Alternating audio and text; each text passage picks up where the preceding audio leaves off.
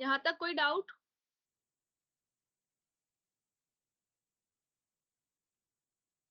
Okay, अब यहाँ से हमें शुरू करना था। ये मॉडल बन गया, देख लिया कैसे बनेगा। अब कोई भी चीज है जो बनती है, जो भी प्रोसेस चलता है 1 साल 6 महीने, हमेशा उसका एक चेकअप किया जाता है, उसका एक टेस्ट लिया जाता है, पूछा जाता है क्या सीखा तुमने, क्या किया। जैसे कि तुम्हारा कोर्स जब खत्म होगा तो तुम्हारा एक एग्जाम होगा ना, वो तुम्हारा इवेलुएशन होगा, उसको बोलते हैं इवेलुएशन प्रोसेस। तो हर चीज का एक एग्जाम होता है, हर समय के बाद एक साइकिल रिपीट होती है आपको चेक करने के लिए what are you doing at your own hand. इसलिए आपको होमवर्क दिया जा रहा है, जो आपको होमवर्क दिया जा रहा है ना, वो आपका वैलिडेशन चल रहा है। प्रोसेस को ऐसे समझो, जो यहाँ पे क्लास चल रही है वो आपकी ट्रेनिंग चल रही है, जो आपको होमवर्क दिया जा रहा है वो वैलिडेशन दिया जा रहा है। और जब एंड में आपका एग्जाम होगा ना, वो आपकी रियल टाइम टेस्टिंग होगी। ऑनलाइन ही होगा एग्जाम, ऑब्जेक्टिव क्वेश्चन का प्रोबेबली यस ऐसे ही होगा आगे, और आपको बता दिया जाएगा। तो वो टेस्टिंग होगी। तो जब वो टेस्टिंग होगी तब आपके क्या मिलेंगे, स्कोर्स, आपके नंबर। वो क्राइटेरिया होगा कि ओके पास है, फेल है, कितने नंबर आए। हम शायद एबीसीडी का रैंक दे दें, 90 अबव 90% है तो ए ग्रेड, अबव 80 है तो बी ग्रेड। तो ये सब जो मैट्रिसेस होते हैं, इन सबको जो कैलकुलेट किया जाता है, इनको बोलते हैं evaluation matrices. A B C D ranking करना, ठीक है। अभी नहीं पता एग्जाम कब है, लेकिन एग्जाम है, तो एग्जाम के अकॉर्डिंग पढ़ो कंटेंट।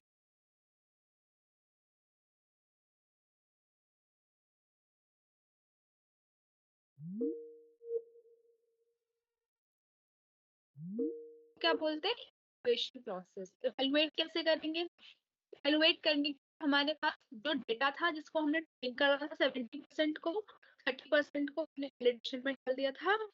अब हम नए डेटा पे उसको टेस्ट करते हैं। टेस्ट करने के हमारे पास 3 तरीके होते हैं, होल्ड आउट, क्रॉस वैलिडेशन और बूटस्ट्रैप। कौन से 3 है, देखो इनको भी एक एक को उसमें देखेंगे हम, पूरा थ्योरी में, पूरा डिटेल में। इनका नाम बता रट लो अभी। होल्ड आउट मेथड और रैंडम सब सैम्पलिंग, ये इसी का पार्ट है। क्रॉस वैलिडेशन और बूटस्ट्रैप। होल्ड आउट आप लोगों ने कर लिया अगर आपको अंदाजा हो तो। जो आपने पहला काम किया है ना, जब हमने पहला लीनियर रिग्रेशन मॉडल बताया बनाया था, 70 और 30 का स्प्लिट दिया था, वो होल्ड आउट था। तो होल्ड आउट में क्या होता है, सबसे पहला तरीका है आपका होल्ड आउट। होल्ड आउट करने के लिए आप क्या करते हैं, डेटा सेट को लेते हैं, उसको तोड़ के रख लेते हैं, ट्रेनिंग, वैलिडेशन और टेस्टिंग। ट्रेनिंग पे ट्रेन करोगे, वैलिडेशन पे साथ साथ में टेस्ट करते हुए चलोगे, जो कि होमवर्क की फॉर्म में हम कर रहे हैं। और टेस्टिंग क्या है, उसी का एक हिस्सा बचा के रखोगे और एंड में टेस्ट करोगे। समझे? तो ये होता है होल्ड आउट मेथड कि 2%, अगर तीन टोटल हिस्सा 3 है तो 3 में से 2%, मतलब 2 हिस्से आप उसको ट्रेनिंग के लिए दो और एक हिस्सा आप टेस्टिंग के लिए दो, मॉडल को कैलकुलेट करने के। This is called hold out method. ठीक है। और रैंडम सैम्पलिंग क्या है, इसको चेंज कर दो। 30% को 25% करके देखो, 40% करके देखो। 40 तो कभी नहीं कर, 40 कर सकते हैं, 50 से अबव नहीं होना चाहिए वैलिडेशन ना। ट्रेनिंग हमेशा 50 से परसेंट होनी चाहिए, 50% से अबव होनी चाहिए। तो उस डेटा को चेंज करते देखो कि पहले जो पहला 60% लिया था और आखिरी का 40% लिया था, आखिरी का 60% और पहले का 40%। रैंडम सैम्पलिंग करो ठीक है, कुछ भी डाल दो। अब क्रॉस वैलिडेशन क्या होता है, ये देखो। टोटल डेटा सेट इतना है, यहाँ से फोल्ड 1 से लेके फोल्ड 5 तक टोटल वैलिडेशन है।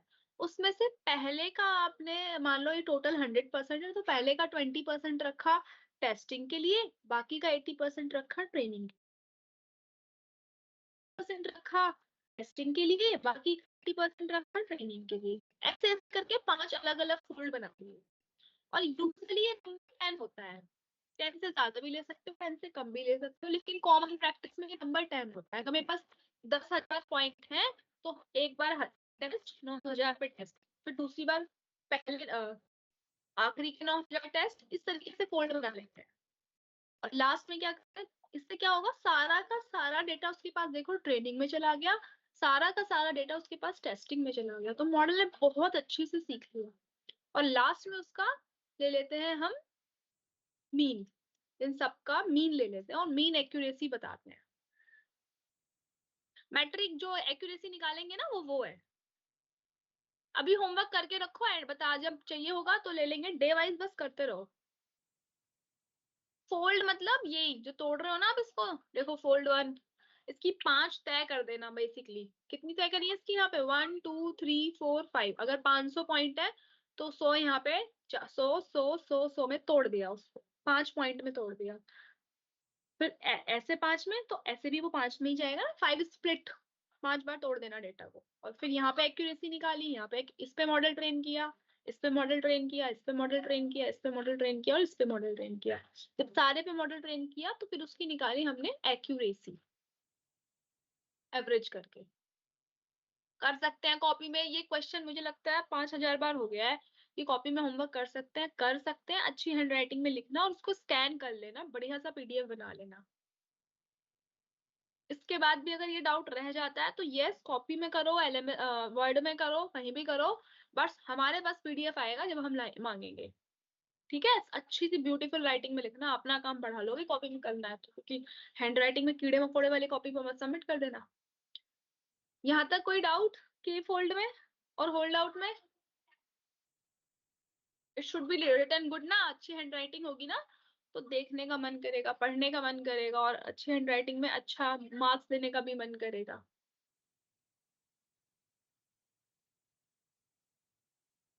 देखो ये जो एआई के पीछे जो मशीन लर्निंग, डीप लर्निंग चल रही है ना, उसका मैथ्स कैसे काम करता है, ये वो है।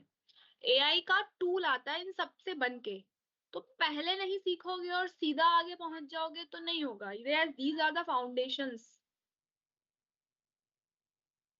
क्या रिपीट करना है महेंद्र, बोलो? पूरी क्लास तो रिपीट नहीं कर सकते ना, यू आर नॉट अटेंटिव।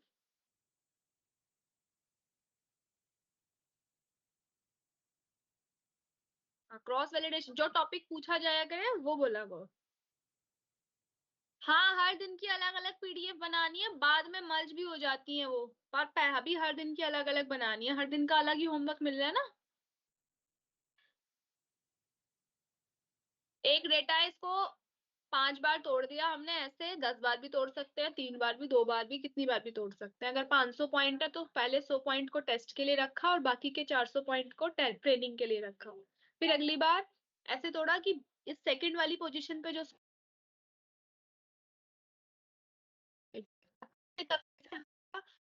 क्या होता है, सारी एक्यूरेसी बढ़ जाती है, क्योंकि सारा का सारा डेटा जब ट्रेन भी कर रहा है और टेस्ट भी कर रहा है, तो हम इसको 10 नंबर को 5 रख सकते हैं, 3 भी रख सकते हैं।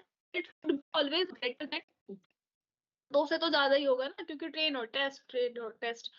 फिर उस सबका एक्यूरेसी का ये जो मैट्रिक है, ये यहाँ पे उसकी एक्यूरेसी है, प्रिसीजन है, रिकॉल है, जो सीखोगे अभी उसका सबका एवरेज ले लेते हैं और वो बताते हैं। ये होता है आपका क्रॉस वैलिडेशन।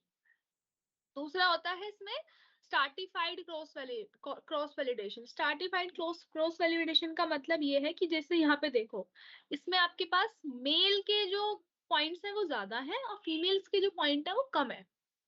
ठीक है, तो इसका तरीका हमारा ये कहता है कि जितनी भी फोल्ड आप करो ना, उसमें कोशिश करो कि सब में सेम सेम परसेंटेज ही जाए। अगर ये 100 है और ये 50 है लेट्स से, तो अगर इसमें 20 10 20 10 20 10 20 10 20 10 दे रहे हो ना, तो इसमें भी ऐसे ही दो, 20 10 20 10 20 10 20 10 20 10 20 10, कि सब में सेम परसेंटेज ही डालना। ऐसा ना हो जाए कि इसमें 20 और 50, 20 और 20 डाल दी, फिर इसमें बचा ही नहीं डेटा डालने के लिए। तो अगर इसमें 20 10 का स्प्लिट लिया है तो इसमें भी 20 10 का स्प्लिट लो, इसमें भी 20 10 का स्प्लिट लो, इसमें भी 20 10 का, क्योंकि दोनों बैलेंस नहीं है ना। ये 100 है और मान लो ये 50 है, तो ये कम है इसके मुकाबले बहुत। तो हम चाहते हैं कि जो इसमें जाए वैल्यू, पहली बार में 20 10 जा रही है तो हर बार में 20 10 ही जाए, ताकि जो स्प्लिट है वो सेम परसेंटेज सबको मिले। इसको बोलते हैं स्ट्रेटिफाइड क्रॉस वैलिडेशन। ओके।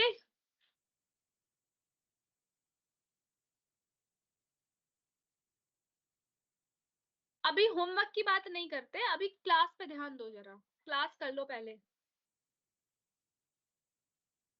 वरना फिर अटेंटिव नहीं रहोगे, फिर नहीं सुनोगे, फिर क्लास के टाइम में दिक्कत होगी तुम्हें।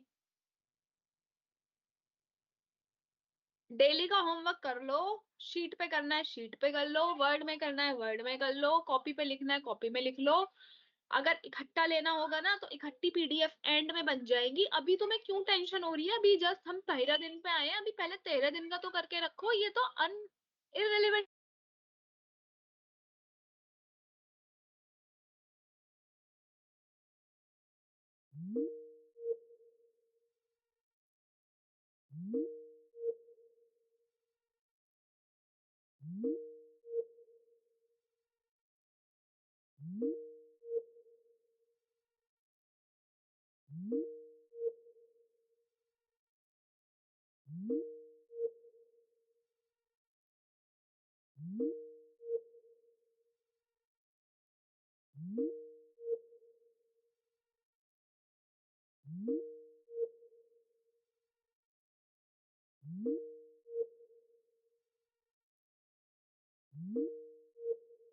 हाँ, बताया भी आपको नहीं गया।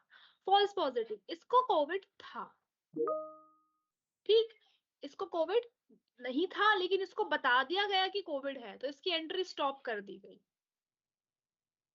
और इसको कोविड फॉल्स नेगेटिव, इसको कोविड नहीं था लेकिन इसका सॉरी इसको कोविड नहीं था और इसको डिटेक्ट क्या कर दिया गया कि इसको कोविड है। समझ रहे हो? ये पहले भी हमने क्लास में करा है, true positive, false negative, true negative. जो चीज है वो डिटेक्ट भी सही हुई तो ट्रू पॉजिटिव, जो चीज नहीं है वो डिटेक्ट भी नहीं हुई तो ट्रू नेगेटिव, जो चीज थी एक्चुअल में नहीं थी लेकिन डिटेक्ट पॉजिटिव हो गई फॉल्स पॉजिटिव, जो चीज एक्चुअल में थी और डिटेक्ट नेगेटिव हो गई वो चीज हो गई आपकी फॉल्स नेगेटिव। यहां तक कोई डाउट?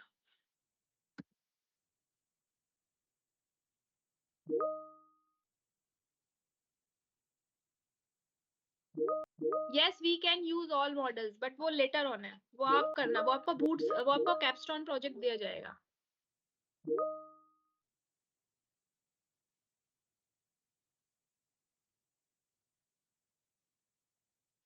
ये किसका एरर आ रहा है, किसका कोड कल से चल रहा है, उसको बंद करो, सिस्टम को ऑफ करो और रीस्टार्ट करो। तुमने उसको पता नहीं कैसी ट्रेनिंग लगा दिया, इतना बड़ा तो मॉडल भी नहीं था कि 2 दिन की ट्रेनिंग लेगा, कुछ सेकंड्स में ट्रेन हो गया था। हर्षिता,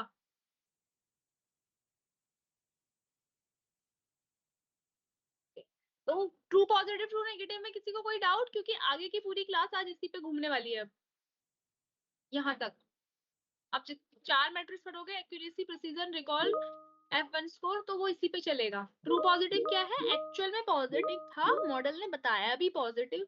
देखो अगर मैं बड़ा कर रही हूँ ना तो मेरे साथ एक प्रॉब्लम हो रही है, फिर मैं चैट एक्सेस नहीं कर पा रही हूँ। तो अगर आपको विजिबल है तो we can go with this way, मैं इसको थोड़ा बड़ा कर सकती हूँ if you want. Positive, true positive कब है बच्चों? जब था भी पॉजिटिव, मॉडल ने भी पॉजिटिव बताया। ट्रू नेगेटिव ये दोनों हमेशा हाई होने चाहिए, जब था भी नेगेटिव मॉडल ने भी नेगेटिव बताया तो ट्रू नेगेटिव, था तो नेगेटिव मॉडल ने पॉजिटिव बता दिया वो कहलाता है फॉल्स पॉजिटिव। नेगेटिव था लेकिन मॉडल ने पॉजिटिव बता दिया, ये प्रिडिक्टेड है, ये एक्चुअल है। एक्चुअल में नेगेटिव था मॉडल ने पॉजिटिव तो फॉल्स पॉजिटिव, एक्चुअल में पॉजिटिव था मॉडल ने नेगेटिव बता दिया तो फॉल्स नेगेटिव।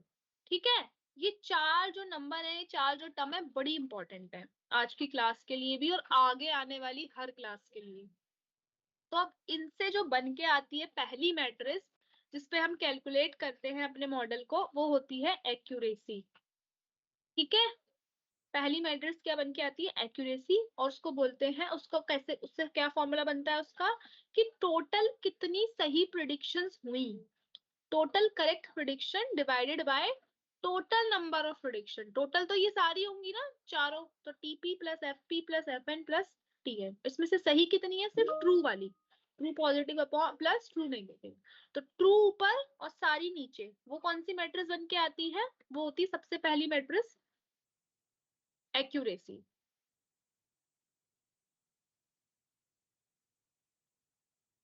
ओके, तो पहली मैट्रिक्स क्या बन के आती है आपकी, एक्यूरेसी। इसका देखो क्या है, अब ध्यान से सुनना, ये इंटरव्यू पॉइंट ऑफ व्यू के भी क्वेश्चन है, अगर कोई आगे प्रोसीड करेगा। हर फॉर्म में accuracy is not, her model के लिए हर डेटा के लिए एक्यूरेसी हमेशा जो है वेरी करेगी। मेरे मॉडल पे शायद 99 आ जाए, तुम्हारे पे शायद 98 आ जाए, जो कोड हम सेम कोड करेंगे। दूसरी चीज ये कि हर टर्म समय हम एक्यूरेसी को मेजर नहीं बना सकते। कहते हैं ना कि degree is a piece of paper, तो कभी कभी एक्सपीरियंस भी काम आ जाता है। सेम वे कि हर जगह एक्यूरेसी आपकी अच्छी हर मॉडल के लिए एक्यूरेसी मेजर नहीं हो सकती। कभी कभी आपको प्रिसीजन को ध्यान में रखना पड़ेगा, कभी आपको रिकॉल को ध्यान में रखना पड़ेगा।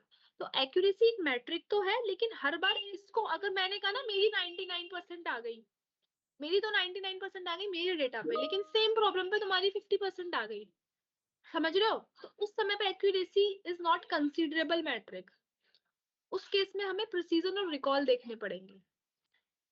तो एक्यूरेसी एक मैट्रिक है, लेकिन हमेशा अगर 50% एक्यूरेसी है ना, तो इसका मतलब है मॉडल ने कुछ सीखा ही नहीं।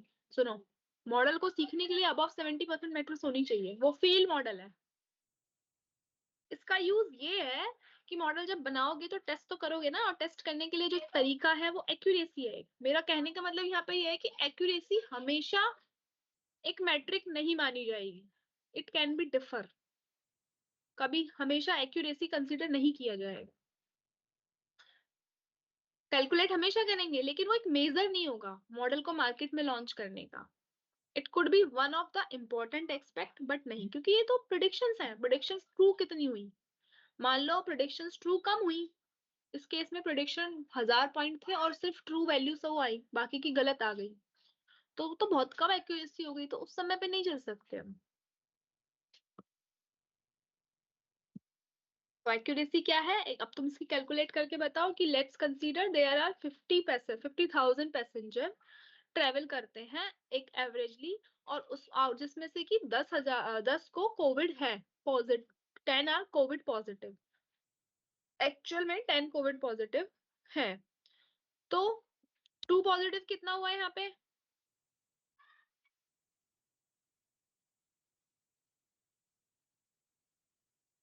Out of which 10 are actually COVID positive, जिनको सच में ट्रू पॉजिटिव कोविड पॉजिटिव है 10 को। तो ट्रू पॉजिटिव कितना हुआ है यहाँ पे?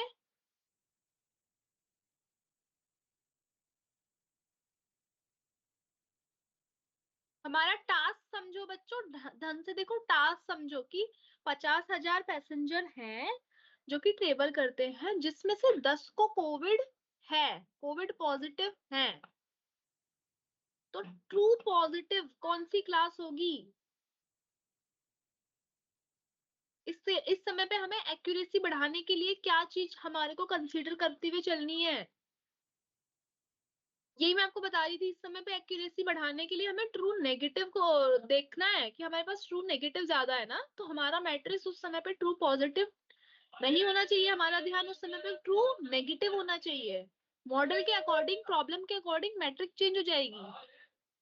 यस, ट्रू नेगेटिव, यहाँ पे ट्रू नेगेटिव ध्यान में रखेंगे हम कि ट्रू नेगेटिव कितना है। ट्रू नेगेटिव हमारा 49,990 है।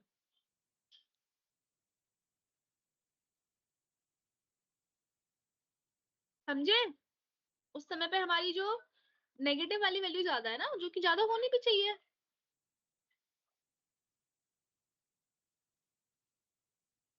हिंदी वाले देख लो इसको, इस समय पे ट्रू नेगेटिव हम कंसिडरेबल लिस्ट में करके चलेंगे, क्योंकि बहुत कम है। पॉजिटिव वाला केस को हमने निगलेक्ट कर सकते हैं, नेगेटिव ज्यादा सही क्लास हमारी नेगेटिव बन के आ रही है यहाँ पे, तो इट कैन डिफर।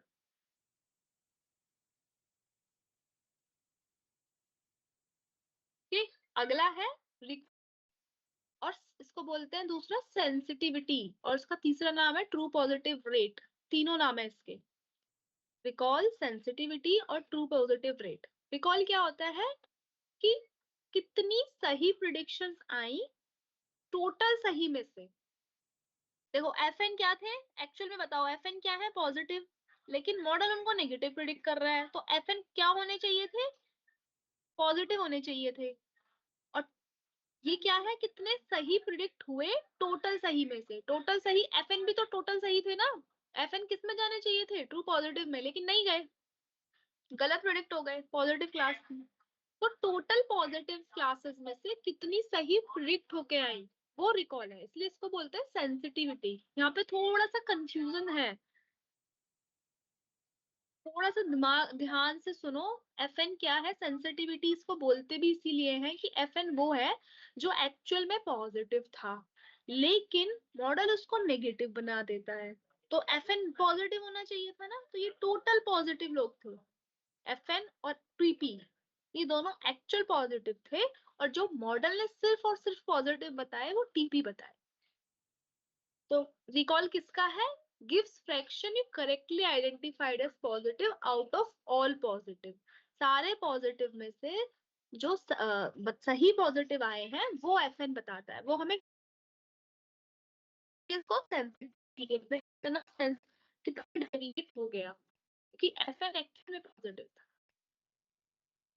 ठीक, और इसका दूसरा टर्म है कि कंसिडर होता है प्रिसीजन। इसका हिंदी देख लो, रिकॉल को हिंदी में याद रखना, संवेदनशीलता या सत्य सकारात्मक दर, सच ट्रू पॉजिटिव रेट, यानी कि कितना सही रेट है वो, कि FN एक्चुअल में पॉजिटिव ही होनी थे, क्योंकि वो नेगेटिव में चले जाते हैं, तो उसके हिसाब से रेशियो देखना इस रिकॉल।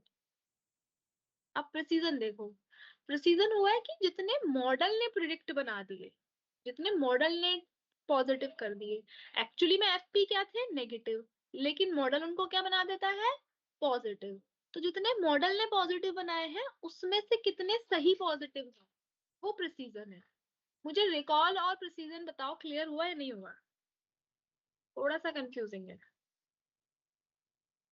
रिकॉल में हम TP upon TP plus FN लेते हैं। ऑनेस्टली नो तो सुनो, ध्यान से सुनो, आई एम एक्सप्लेनिंग अगेन, ध्यान से सुनो। फॉर्मूला देखो पहले रिकॉल का, मुझे पता है थोड़ा सा कंफ्यूजिंग है, that is why I am asking and repeating the concept. ये देखो TP क्या है, ट्रू पॉजिटिव, यहाँ से true positive plus false negative. क्या नीचे ले रहे हैं, false negative. False negative actual में क्या थे, यहाँ पे देखो, अब इस टेबल को देखो, फॉल्स नेगेटिव एक्चुअल में क्या थे, पॉजिटिव। एक्चुअल में पॉजिटिव थे ना ये, मॉडल इसको नेगेटिव बना दे रहा है। इधर प्रिडिक्टेड वैल्यूज है, इधर एक्चुअल वैल्यूज हैं। फॉल्स नेगेटिव एक्चुअल में आपके पॉजिटिव थे, और मॉडल उसको नेगेटिव बना दे रहा है। तो ये टोटल पॉजिटिव केस थे एक्चुअली में। उस टोटल में से जितने मॉडल ने सही बना के दिए, उस रेशियो को जो टर्म मेजर करती है उसको रिकॉल बोलते हैं, संवेदनशीलता,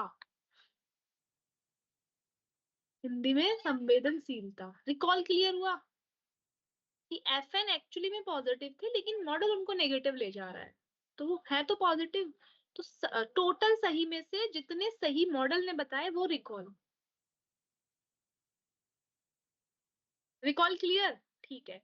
अब अब प्रिसीजन देखो, प्रिसीजन क्या है, जितने मॉडल ने पॉजिटिव बता दिए उसमें से कितने सही पॉजिटिव बताए। ध्यान से सुनो, वो एक्चुअल में कितने पॉजिटिव थे, उसमें से कितने मॉडल ने सही बताए। और प्रिसीजन मॉडल पे बात कर रहा है कि फॉल्स पॉजिटिव, फॉल्स पॉजिटिव क्या है, एक्चुअल में नेगेटिव थे, लेकिन मॉडल ने पॉजिटिव बता दिए। तो ट्रू पॉजिटिव तो सबको क्लियर है कि वो पॉजिटिव थे, मॉडल ने भी पॉजिटिव बताया, लेकिन फॉल्स पॉजिटिव कौन से थे, जो एक्चुअल में नेगेटिव थे और मॉडल ने पॉजिटिव बता दिए। एक ही टर्म का डिफरेंस है यहाँ पे, FN और FP का। ये देखो, रिकॉल में यहाँ पे FN है और प्रिसीजन में यहाँ पे FP है। तो जो एक्चुअल में पॉजिटिव, जब सारे पॉजिटिव ले, एक्चुअल वाले पॉजिटिव में से मॉडल ने कितने सही बनाए तो प्रिसीजन, और जब मॉडल ने कितने सही बताए उसमें से कितने सही आए वो प्रिसीजन। अब क्लियर है, अब क्लियर है, थोड़ा सा और सोचो और बताओ।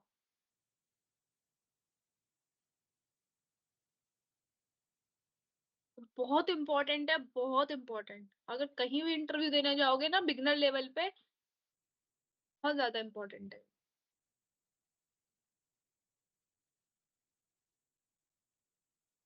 गुड, क्लियर हो गया तो गुड। और इसका होता है ट्रेड ऑफ, ट्रेड ऑफ मतलब अगर रिकॉल ज्यादा है तो प्रिसीजन कम रहेगा, और प्रिसीजन ज्यादा है तो रिकॉल कम रहेगा। इसमें हमेशा ट्रेड ऑफ चलता है। अगर प्रिसीजन का ग्राफ ऐसा आ रहा है ना, तो उसी टाइम पे रिकॉल का ग्राफ ऐसा आएगा। जहां पे ये ज्यादा है, जहां पे प्रिसीजन कम है वहां पे रिकॉल ज्यादा होगा, और जहां पे रिकॉल कम है वहां पे प्रिसीजन ज्यादा होगा। ठीक। F1 स्कोर इन दोनों का हार्मोनिक मीन होता है। हार्मोनिक मीन मतलब इन दोनों का बैलेंस चेक करता है। देखो इसका फॉर्मूला ये होता है, precision multiply by recall divided by precision plus recall multiplied by 2। Harmonic mean in दोनों का बैलेंस चेक करेगा। ये कैलकुलेट करके बताओ आंसर कितना आएगा इस फॉर्मूले में डाल के।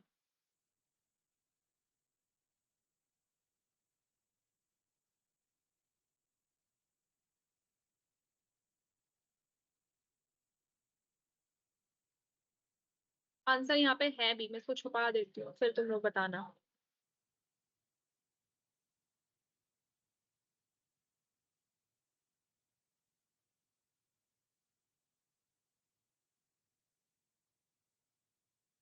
ठीक है, यहाँ तक क्लियर। अब देखो बच्चों, ये जो चार चीजें पढ़ी हैं ना, ये अगले 2 हफ्तों की क्लास में तो है, 2 नहीं 3 की क्लास में ये है। ये चारों चीज हैं और इसी के इर्द गिर्द कहानी घूमेगी।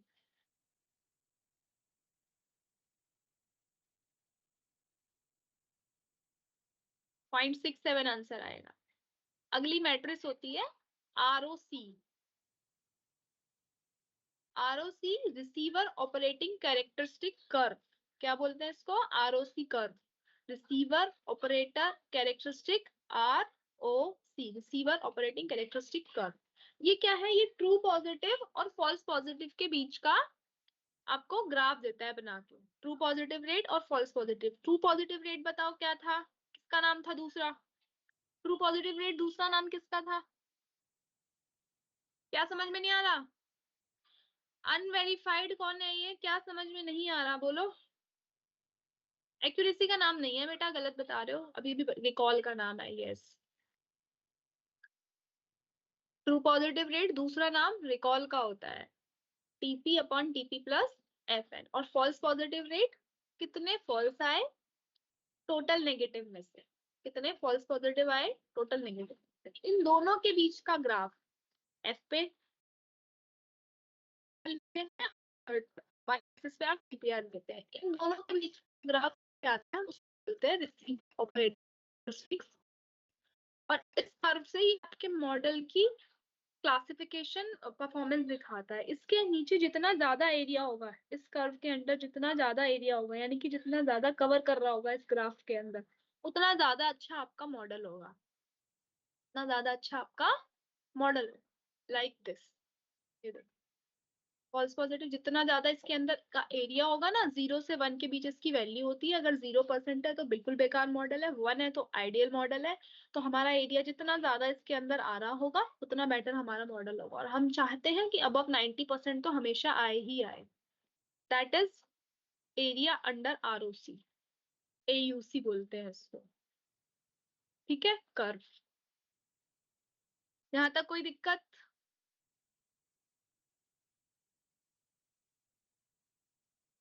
कोई दिक्कत है यहाँ तक? किसी भी मैट्रिक्स को समझने में कोई डाउट? जितना ज्यादा एरिया होगा उसके अंदर उतना ज्यादा गुड मॉडल होगा। Yes, correct, good. अब देखो क्या है, अगर आपका एरिया 1 है तो वो एक आइडियल प्रैक्टिस हो गई, कुछ ऐसा सा बन जाएगा आपका मॉडल एंड में जाके। ये 50% वाली लाइन है। तो हम क्या चाहते हैं, हमारा जो मॉडल है अब हमेशा 50% से ऊपर रहे। तो जो ROC की लाइन है वो हमें ये बताएगी मॉडल कितना सही है। ये जो लाइन दिखी ना स्ट्रेट आपको, दैट इज 50% लाइन। ये वाली जो लाइन दिख रही है, और इससे ऊपर आ रहा है तो मतलब मॉडल ने सीखना शुरू कर दिया है। किसी बच्चे ने बोला था अभी कि 50% एक्यूरेसी है। 50% एक्यूरेसी मतलब मॉडल ने कुछ सीखा ही नहीं, लर्निंग इज 0। तो it should always be above 50%। मतलब कुछ गड़बड़ हो गया है डेटा में, फ्री कुछ भी प्रॉब्लम हो गई है, अगर 50% आ रही है एक्यूरेसी तो your model is wrong, you are not learning anything. ठीक है, तो it should always be above then this. हमेशा इस लाइन से ऊपर होना चाहिए, 60 हो 70 हो। और 1 है तो वो बेटर है, लेकिन का कुछ भी आइडियल हो सकता है। Is there anything ideal in this world? तो हम कभी भी नहीं चाहेंगे हमारी एक्यूरेसी 100% आए, 99.99 आ जाए, 99.90 आ जाए, बट हमेशा 100% is not a greater x matrix. बताओ जल्दी, स्पेसिफिसिटी क्या है और सेंसिटिविटी क्या है? दोनों ऊपर डिस्कस हो गए, इनके दूसरे नाम है बस। Sensitivity recall, specificity precision. True positives divide by true positive plus false negative. क्या होता था ये जब फॉल्स नेगेटिव नीचे होते थे? रिकॉल। और जब सारे ट्रू पॉजिटिव पॉजिटिव की बात आए तो वो आपके स्पेसिफिसिटी।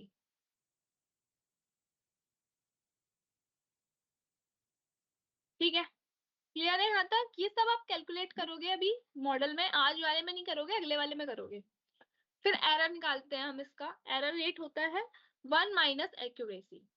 1 - जो भी एक्यूरेसी आएगी उसको 1 में से माइनस कर देना, वो आपका एरर होता है। अगर मान लो 99.9 एक्यूरेसी आ रही है तो एरर कितना आएगा आपका? 1.1।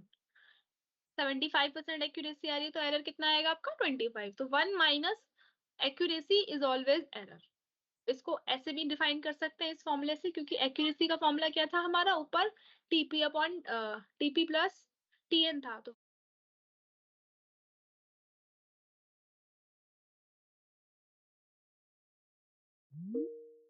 फॉर्मूला।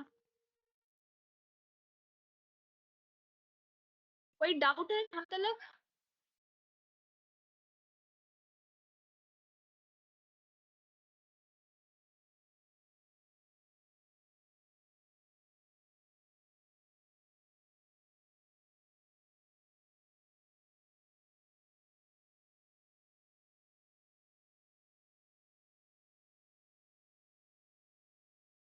यहाँ तक कोई डाउट है बच्चों?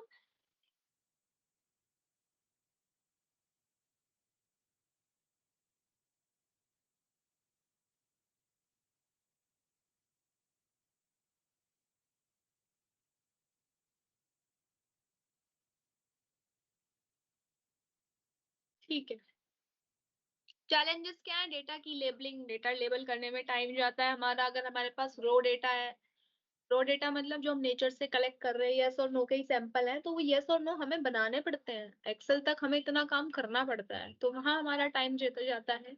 Over fitting, yes over fitting बताओ क्या थी, हमने डिस्कस कर ली अभी तक। ओवर फिटिंग क्या थी बच्चों?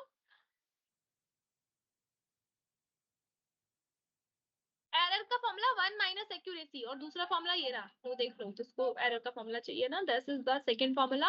और वैसे 1 - एक्यूरेसी सिंपल ये रखोगे याद तो हो जाएगा। और आपको तो हाथ से कुछ करना ही नहीं है ना, you are in good practice. बड़ी बड़ी एक्सेल शीट पे हाथ से थोड़ी करोगे, ये तो पीछे की बैकएंड पता होनी चाहिए, पीछे क्या काम चल रहा है। Another form for data, yes, learn only data not the problem, that is overfitting। और वो उस डेटा पे 90% एक्यूरेसी दे देगा और बाकी के डेटा पे बहुत कम। लिमिटेड जनरलाइजेशन, अगर ओवरफिटिंग हो गई तो जनरलाइज नहीं कर सकते, है ना? कोई चीज जनरलाइज कब होगी? a+b का होल स्क्वायर जनरलाइज कब हुआ? जब वो हर ट्राइंगल के लिए सही प्रूफ हुआ। जो आपका पाइथागोरस थ्योरम है, वो कब जनरलाइज हुआ? जब वो सबके लिए सही आया। तो अगर एक ही डेटा को सीखा ओवरफिटिंग से, उसने एक ही प्रॉब्लम को सीखा, बाकी नहीं सीखा, तो वो जनरलाइज नहीं हो सकता। तो जनरलाइजेशन की प्रॉब्लम है सुपरवाइज लर्निंग में। इम्बैलेंस डेटा, जो अभी आपको एक मेल फीमेल का ऊपर दिखाया था ना, कि मेल ज्यादा है और फीमेल कम है, ये तो ये इम्बैलेंस डेटा है। इसका लाइव एग्जांपल आप वैसे भी देख सकते हो कि आज की डेट में भी we have more number of male employees than female employees, तो वो रेट बैलेंस करना बड़ा मुश्किल है। That is why government want की लड़की बेटी बचाओ बेटी पढ़ाओ आंदोलन, की हम एक बैलेंस स्टेट में जाएं। जब तक हम बैलेंस नहीं होंगे तब तक हम लाइफ में स्टेबिलिटी नहीं ला सकते। तो जो भी लाइफ के कॉन्सेप्ट्स हैं वो मशीन लर्निंग में भी लग जाते हैं, मोस्टली साइंस में लग जाते हैं। तो बैलेंस करना एक चैलेंज रहता है। कंप्यूटेशनल रिसोर्सेज, यस बड़ा डेटा है तो ज्यादा ट्रेनिंग करनी पड़ेगी। ज्यादा ट्रेनिंग करनी पड़ेगी तो ज्यादा सिस्टम चाहिए, ज्यादा रैम चाहिए, ज्यादा जीपीयू चाहिए, हार्डवेयर ज्यादा चाहिए, सॉफ्टवेयर ज्यादा चाहिए। तो ये सब चैलेंजेस हैं जो हमें मेंटेन करते हुए चलना है। जैसे कि लास्ट टाइम किसी का एक क्वेश्चन था जब डाउट सेशन चला था कि वाई हम कोलैब क्यों यूज कर रहे हैं, हम एनाकोंडा क्यों नहीं यूज कर रहे, वो रैम ज्यादा खाएगा ज्यादा बड़े डेटा पे। तो ये सब चैलेंजेस हैं जो हमें ध्यान में लेके चलने हैं। क्या क्या सीखा आज अभी तक? अब इसका हैंड्स ऑन है। M, O okay, you are asking for this M. This M, M मतलब मॉडल, एक्यूरेसी उस मॉडल की।